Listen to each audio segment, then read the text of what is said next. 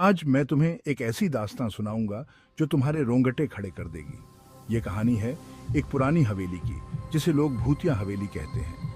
कहानी शुरू होती है एक छोटे से गांव से, जहां ये हवेली खड़ी है। सुनते हैं कि इस हवेली में कभी एक बड़ा जमींदार रहता था, लेकिन उसकी मौत के बाद हवेली में अजीब अजीब चीजें होने लगी। गांव के लोग कहते हैं कि रात के वक्त हवेली से डरावनी आवाजें आती हैं। कोई कहता है कि उसने किसी औरत की चीखें सुनी, तो कोई कहता है कि उसने किसी को सीढ़ियों पर चलते हुए देखा।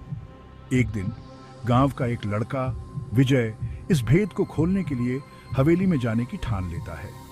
उसके दोस्तों ने उसे रोका, लेकिन विजय ने किसी की नहीं सुनी।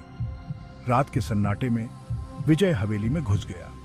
हवेली का दरवाजा अपने आप खुल गया। अंदर का माहौल खौफनाक था। दीवारों पर धूल जमी पुरानी तस्वीरें और मकड़ी के जाले। अचानक उसे एक कमरे से अजीब सी आवाजें सुनाई दी। विजय ने हिम्मत करके कमरे का दरवाजा खोला। अंदर का नजारा देखकर उसके होश उड़ गए। कमरे में एक पुराना लकड़ी का झूला झूल रहा था, लेकिन कमरे में कोई नहीं था। उसी वक्त हवेली की लाइट चली गई और सब अंधेरे में डूब गया। विजय ने अपने मोबाइल की टॉर्च जलाई और झूले के पास पहुंचा। झूला अचानक रुक गया और विजय की पीठ पर किसी का हाथ लगा। विजय ने पलट कर देखा, लेकिन वहां कोई नहीं था। डर के मारे वो चीख पड़ा।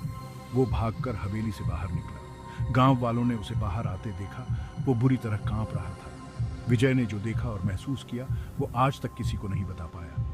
लेकिन उसके बाद कोई भी उस हवेली के पास जाने की हिम्मत नहीं जुटा पाया। ये कहानी सिर्फ एक चेतावनी है कि कभी भी ऐसी जगहों पर अकेले जाने की मत सोचना, क्योंकि कभी कभी कुछ रहस्य अनसुलझे ही बेहतर होते हैं।